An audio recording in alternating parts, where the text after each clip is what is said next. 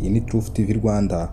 Kora subscribe tujye tubana gatanu ku kandi ukurikirane bya byegeranyo byiza tugutegurira, kubera yuko TWAYIKOZE Rwanda niyo cyane gutegurira ama top 10 ari ku murongo, ibyegeranyo biryoshye. Ngira ngo TWAYIKOZE Rwanda imaze kuba ubukombe hano mu Rwanda. Twakuzaniye hano laptop 5 zigezweho hano muri Afurika ndetse no ku isi muri rusange, kubera yuko buriya TWAYIKOZE Rwanda dukora ibyegeranyo tugira ngo tubarabure tubahe ndetse n'ukuntu information zimeze ku isoko.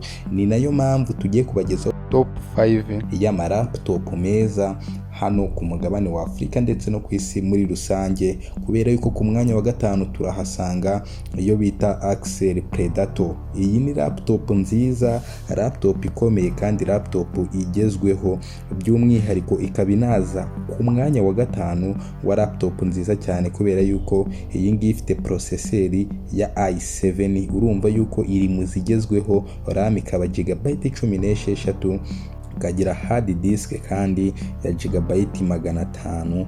Urumva yuko iyi mashini ni imashini ibashije cyane, ni imashini naguhitiramo kandi ukajya kureba ku isoko ukavuga ati mpashya imashini nziza cyane. Ku mwanya wa kane ntagutinde turasanga imashini ya Asus TUF Gaming.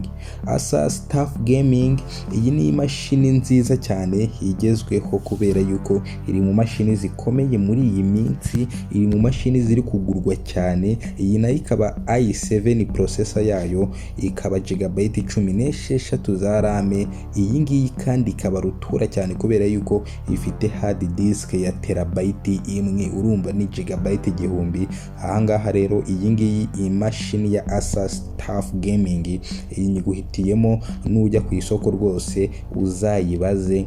Ku mwanya wa gatatu ntagutindiye, by'umwihariko w'imashini nziza cyane kandi imashini zikunzwe zinagezweho ku isoko hano muri Afurika ndetse n'i Burayi muri rusange. Kora subscribe tujye tubana gatanu ku kandi, kubera yuko ibyegeranyo nk'ibi ngibi nta handi wabikura hatari kuri TWAYIKOZE Rwanda. Ku mwanya wa gatatu rero tuhasanga imashini ya HP Pavilion 14. Iyi ni imashini nziza cyane ya HP, iri mu mashini zigezweho. Murabizi HP ni uruganda rwubatse izina, ni uruganda rwubatse amateka muri iki kinyejana turimo, n'iki kinyacumi dushoje n'iki ngiki turimo.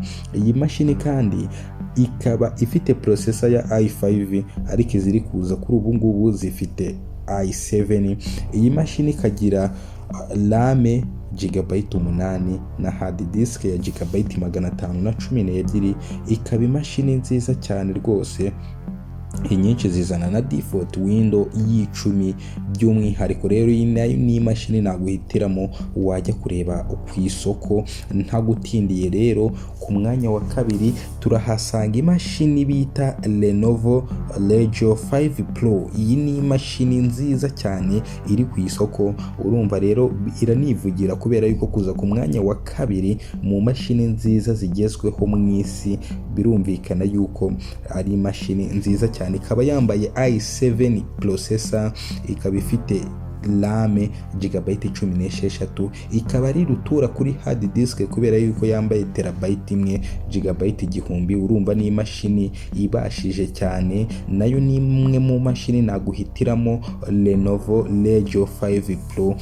Iyi mashini rero nayo nyiguhitiyemo ntaragutindira cyane, reka nkugeze ku mwanya wa mbere. Ariko by'umwihariko ntarahagera, dufite icyo bita TWAYIKOZE Company Limited, akaba ari nayo ikorana na TWAYIKOZE Rwanda. Iyi TWAYIKOZE Company Limited rero ducuruza ibintu byinshi cyane, dutanga serivisi nyinshi cyane, ducuruza ibintu bya electronique, hari n'andi makuru ukeneye ku bintu dukora.